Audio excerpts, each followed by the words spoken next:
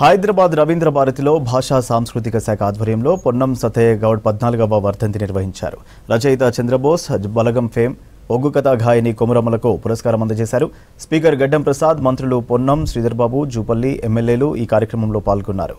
కళాకారులకు పెన్షన్ ఇప్పిస్తామని హామీ ఇచ్చారు మంత్రి పొన్నం. ఒగ్గు కథ కళాకారులు కొమురమ్మ, మొగిలయ్యలకు వరంగల్లో ఇల్లు కట్టిస్తామని హామీ ఇచ్చారు.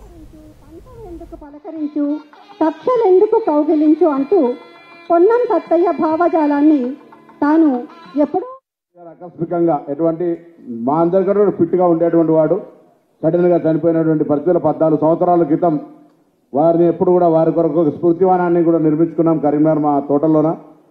ప్రతి సంవత్సరం కూడా వారికి నివాళులు కార్యక్రమం, ప్రతి పండుగ పూట కూడా వారికి నివాళులు ఇచ్చుకుంటూ ఉమ్మడి కుటుంబాలకు సంబంధించి చిన్న భేదాలు వచ్చినా అమ్మ పాట ద్వారా కానీ ఒకటి కానీ ఏంటంటే ఇవాళ కుటుంబాలను వేరు చేసుకునే కంటే ఉమ్మడి కుటుంబాలు ఉండాలి అనేటువంటి ఒక ఆలోచన, అందరికీ కష్టం వచ్చినా నష్టం వచ్చినా కలిసి ఉంటే మిత్రత్వం కానీ ఏదైనా అందరం కలిసి ఉండొచ్చు అనేటువంటి మాటను మరొకసారి చెప్పిన అమ్మవారి ధన్యవాదాలు. వేదిక మీద అందరి ముందు చెప్తున్నాం, మా నాన్న సభలో చెప్తానమ్మా నీకు ఇల్లు కట్టించేటువంటి బాధ్యత మాది. ఆరోగ్యపరంగా చికిత్సకు సంబంధించి ప్రభుత్వం తరఫున అన్ని రకాలు అది కూడా మా బాధ్యతనే.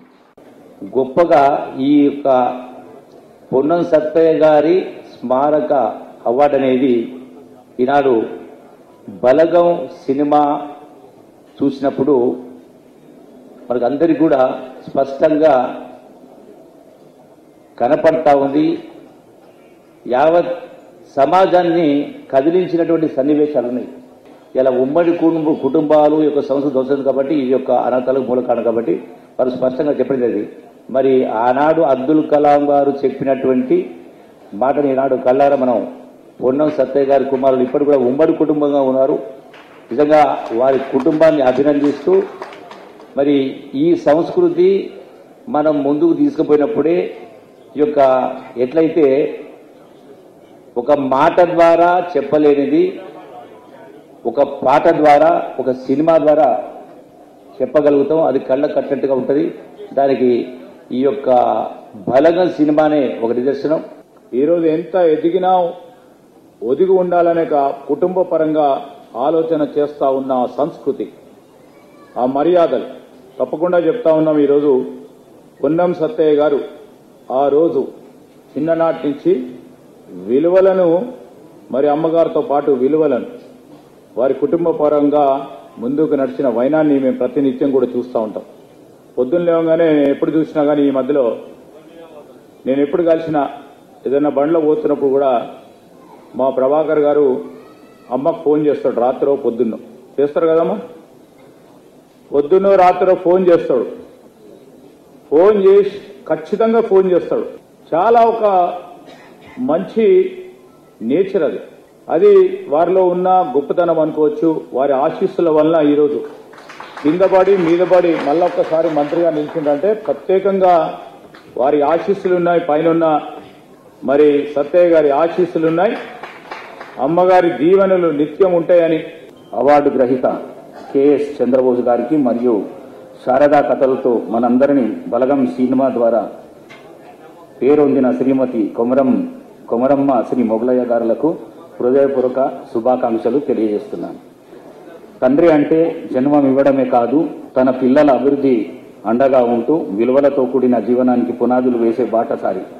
అలాంటి గొప్ప తండ్రిని కలిగిన పొన్నం అశోక్ గౌడ్ గారు, పొన్నం రవిచంద్ర గౌడ్ గారు, పొన్నం ప్రభాకర్ గౌడ్ గారుల అదృష్టవంతులు. కొడుకు పార్లమెంట్ సభ్యుడు అయినా తాను మాత్రం రైతు అని తన వ్యవసాయ పని తాను చేసుకుంటూ నిరాడంబరంగా జీవితం గడిపే సత్తయ్య గౌడ్ గారు ఎదిగిన కొద్దీ ఒదిగి ఉండాలనే సూక్తిని 100 పాళ్ళు అర్హుడు.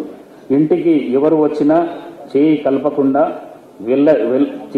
తడపకుండా వెళ్ళనిచ్చేవారు కారు. కాదంటే ఆయన ఎంతటి యథార్థ హృదయుడు. అంత గొప్ప విలువలు కలిగిన వ్యక్తి కడుపున పుట్టడము ఆయన పిల్లల అదృష్టం. సత్తయ్య గౌడ్ గారి జీవన విధానము, వారి మంచితనము, నిరాడంబరము, పోరాట పటిమ, దయాగుణము, మంచితనము, మరి నిత్యము విలువలు పాటించడము, ఇవన్నీ కూడా నేటి యువతకు, కుటుంబాలకు ఆదర్శం.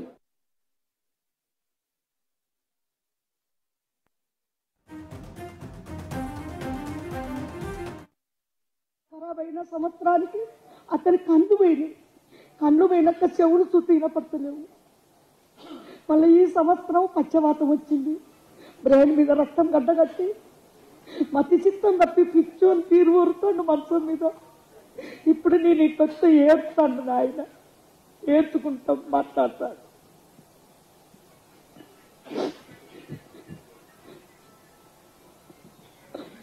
అన్నావు సత్తయ్య గారి కొడుకు, మా చక్కడి వాళ్ళు, చల్లడి వాళ్ళు ప్రభాకర్ సార్ కరీంనగర్కు మంత్రి సార్ నన్ను విలువనొప్పి నా బాపు పేరు మీద ఎన్నో లక్షలు ఖర్చు పెట్టాను, కొన్ని కోట్లు ఖర్చు పెట్టాను, కొన్ని వేలు ఖర్చు పెట్టాను. తింటే తాగుత పేరు కాదు, తుర్తి తుల్లకాల మాట ఎల్లకాదు. బలగం సినిమాల పాట పాడిన ముయిలు కాదు, చాలా ఘోరంగా బాధ ఉన్నాడు, కష్టంలో ఉన్నాడు. అతన్ని ఆదుకోవాలి. మా బాపు పేరు మీద వాళ్ళకే అవార్డు ఇవ్వాలని నన్ను ఇక్కడికి పిలవనంపాడు. దేవల్ల ప్రభాకర్ సార్ గారు. పొన్నం సత్తయ్య గారి జీవన సాఫల్య పురస్కారానికి నన్ను అర్హుణ్ణి చేసిన కమిటీ సభ్యులందరికీ మనస్ఫూర్తిగా ధన్యవాదాలు తెలియజేసుకుంటున్నాను. అంతర్జాతీయ స్థాయిలో అంతర్జాతీయ కళాకారుల మధ్య ఆస్కార్ అందుకుంటున్నప్పుడు ఎంత ఆనందం కలిగిందో, ఈరోజు స్థానిక కళాకారుల మధ్య ఈ పురస్కారం అందుకుంటున్నందుకు కూడా అంతే సంతోషం కలుగుతుంది. కారణం ఏంటంటే, నేను ఇప్పటికి దాదాపు 860 సినిమాల్లో 3600కు పైగా పాటలు రాశాను. కారణం ఏంటంటే, నేను ఒక స్వీయ కవిత రాసుకున్నాను చిన్నప్పుడు. ఏంటంటే, నా తాత నా అయ్య కారు పండితులు, నా బంధుమిత్రులు కారెవరు కవులు, నాకైత నా పాట స్వయం సంపాద్యం, అంతా అనుశీలనం కొంత అనుశృతి, అణువంత కలిగింది వాణి అనుగ్రహం పై వాణి అనుగ్రహం అని రాసుకున్నాను. ఈ అనుశీలనానికి అనుశృతానికి కారణం ఏంటంటే, చిన్నప్పుడు మా ఊళ్ళో చల్లగిరిలో నేను నేర్చుకున్న, నేను చూసిన, నేను దర్శించిన ఒగ్గు కథలు, చందు భాగవతం, యక్షగానం.